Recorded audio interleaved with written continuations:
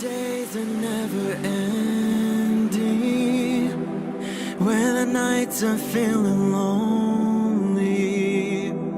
There's a place that I can go, where the birds are free to roam, in the sky, flying high, over fields of green. And where the stars inside the sky, we're the last ones shining bright, pushing through the storm tonight. We'll be burning on and on and on. We're the stars inside the sky, we're the last ones shining bright, pushing through the storm tonight. We'll be burning on and on and on.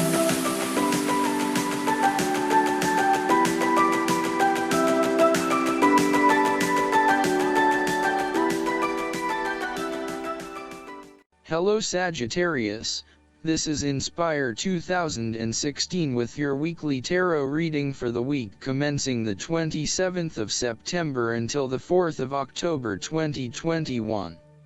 The first card for you is representing, how do you feel about yourself?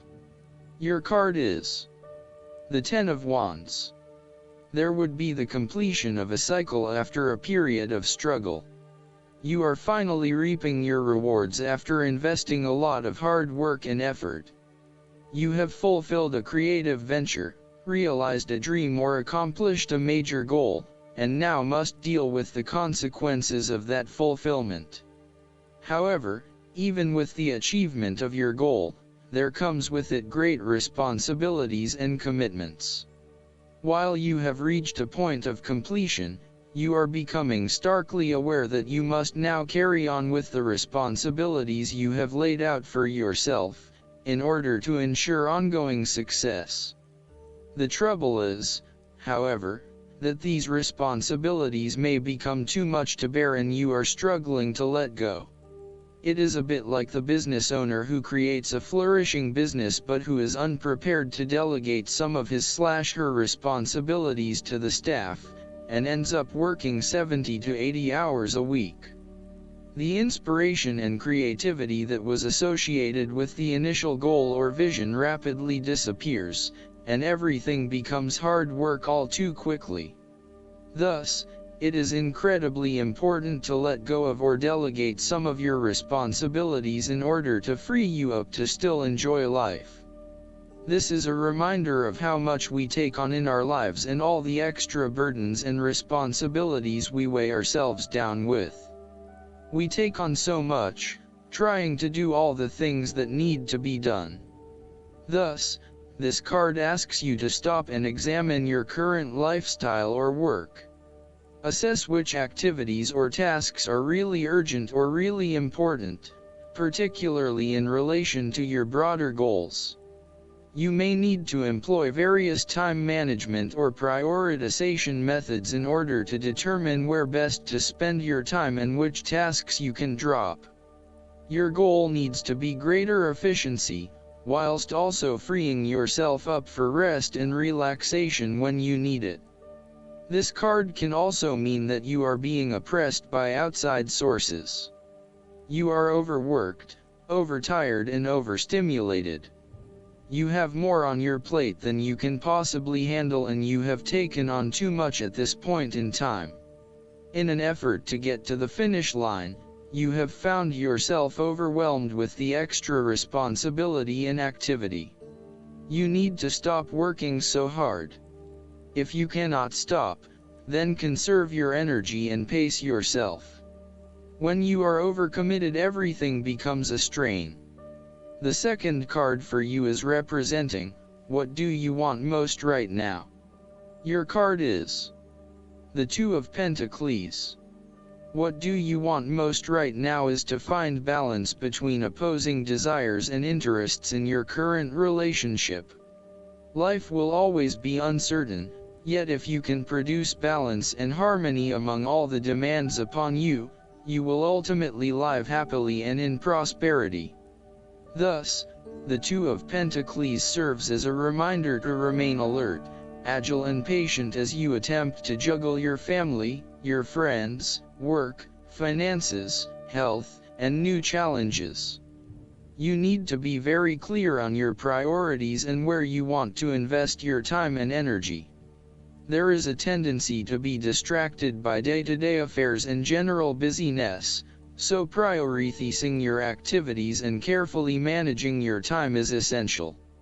The Two of Pentacles brings you back down to earth and reminds you to not only focus on your broader life goals but to also make sure your day-to-day affairs are in order. This is a card of good time management and financial management, ensuring that your bills are paid on time, that you keep a record of all your appointments and daily commitments, etc. It may sound tedious having to focus your attention on these more mundane issues, but this card reminds you that sometimes getting on top of your daily affairs is as important as pursuing your broader life goals. Sometimes, the Two of Pentacles can indicate that there are problems and difficulties in the future. There may be obstacles erected which hinder the attainment of what you wish to pursue or obtain in life. The situation may cause undue worry, and again, you will be required to juggle your priorities and manage your time effectively to stay on top of the situation. Similarly, the Two of Pentacles predicts change. You need to be able to cope with change, remaining flexible and adaptable in your approach. Rather than putting all your eggs in one basket, you may be better to keep two or more things going at once so you have the luxury of choice, should one option fall through.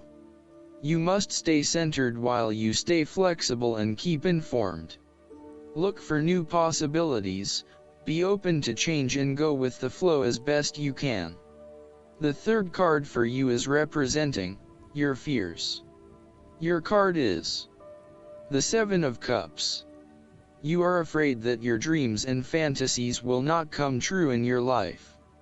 Your views of life at this time are a bit illusory, and may tend toward fantasies that cannot actually be realized in the real world. There is an unwillingness to deal with the day-to-day reality of life, and a need to get your head out of the clouds. You may be feeling unclear about what you are really searching for in order to become fulfilled. You may also be hiding something from yourself that probably has to do with your subconscious emotions. These illusions and diversions need to be stripped away and seen for what they really are. You are refusing to examine yourself and to ask yourself what will truly fulfill you. Instead of taking a few quiet moments to reflect, you are using every waking hour to consume yourself with the active pursuits of things which may or may not satisfy you. You need to stop and give yourself some time and space to think carefully about where your best intentions lie.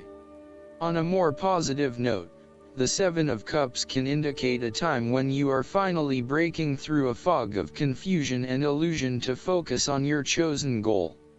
With resolution and purpose, you are now setting your intentions and finding solutions. The fourth card for you is representing what is going for you. Your card is the Five of Swords. You are engaging in conflict or finding yourself disagreeing with others, leading to tension and hostility.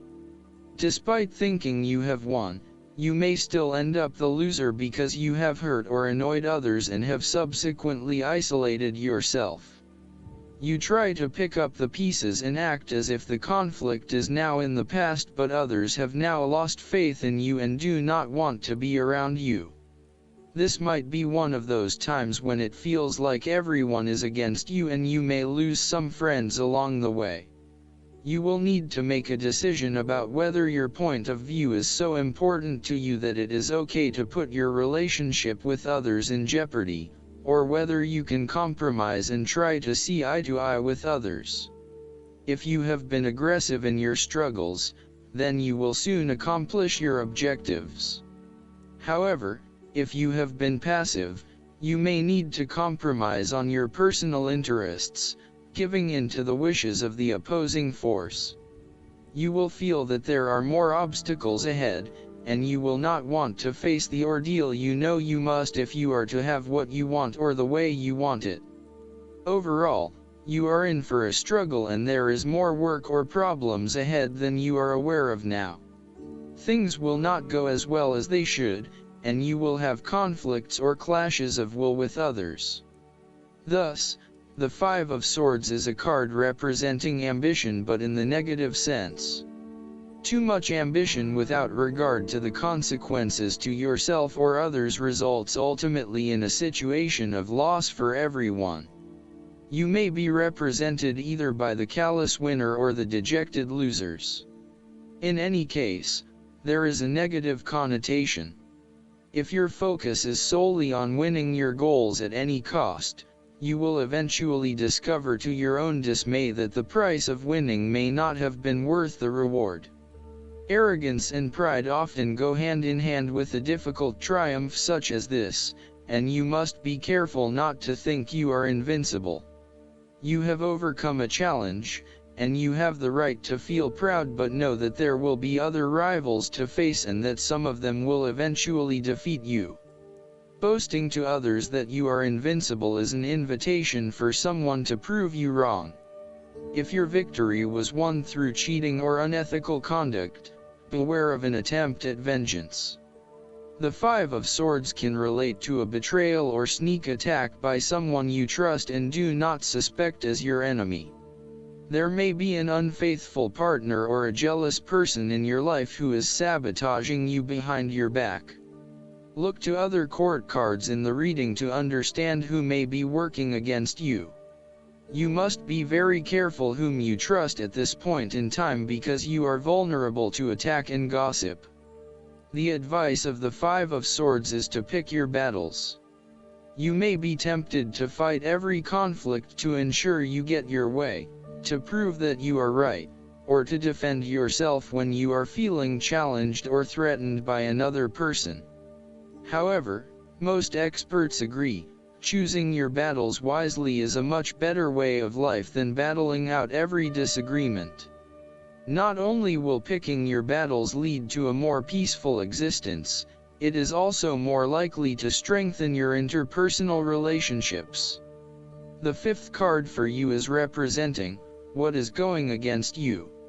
Your card is the Three of Swords. You have recently gone through a difficult patch where perhaps a relationship has ended or has experienced challenging times, a loved one has passed, or you felt hurt from a situation that affected you deeply. Thankfully, this time has passed and you are on the path to recovery, realizing that behind every cloud is a silver lining and there are indeed other things in your life which you can feel happy about. You have reached a point where you can accept the pain and hurt and are ready to move on. Overall, you are finding it very hard to move on from a recent loss or heartbreak.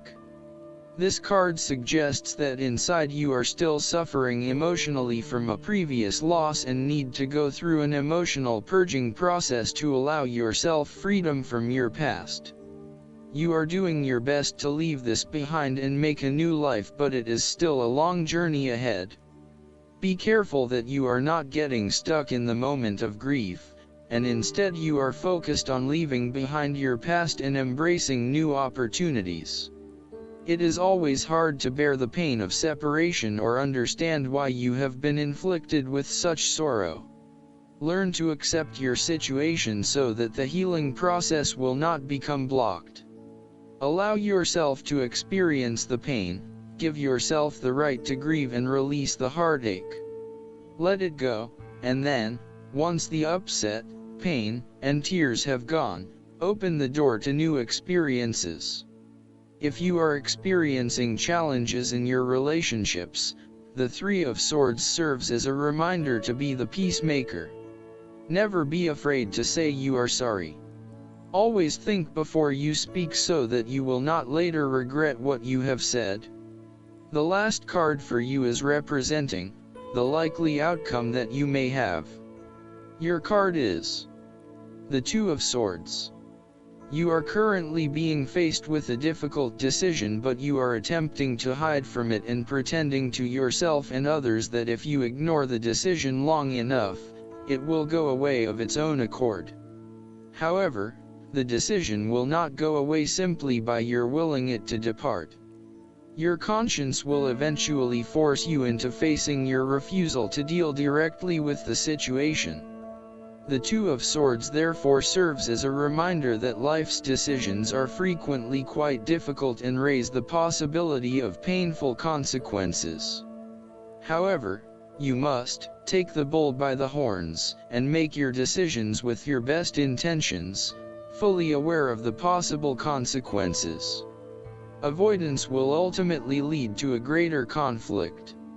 The blindfolded woman in this card is also an indication that you lack the information you need to make the right decisions at this time.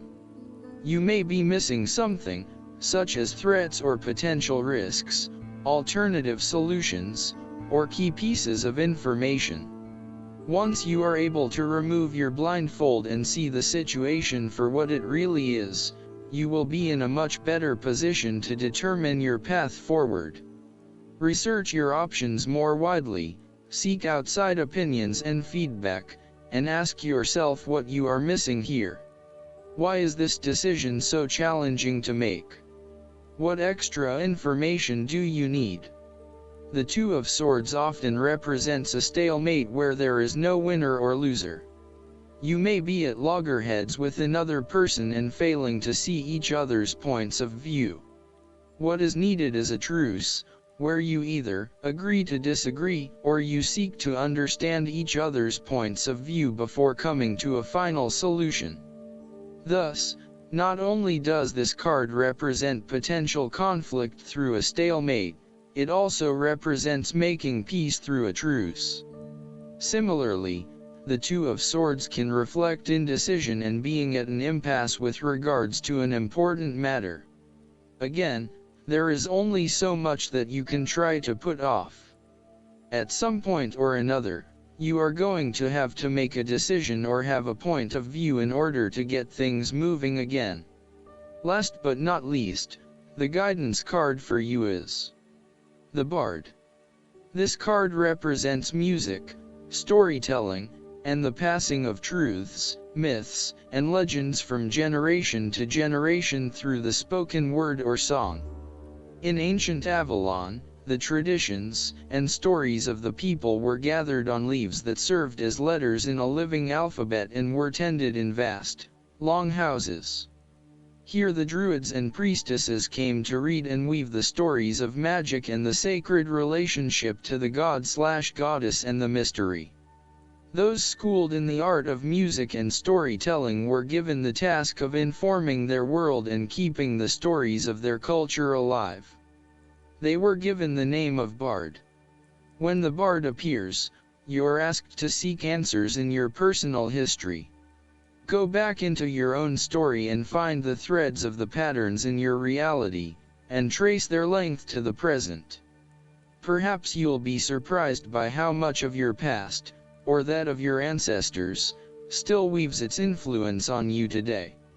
When the Bard appears, he asks you to retrieve the stories woven in the past. Perhaps you need to learn about the history of someone, or something important to your inquiry. The seeds of the future are always hidden in the soil of the past. It's time to dig a little to find the clarity you need. Don't be afraid to learn the patterns of history. The only way to honor them or change them is to know them. Perhaps it's time to listen to music and allow yourself to be carried into the land of memory and listen for its messages as the strings of your soul are strummed by the hand of the divine. Remember that the Bard appears to help you stay in tune with the all that is. You are music, and your story is sung in the heavens.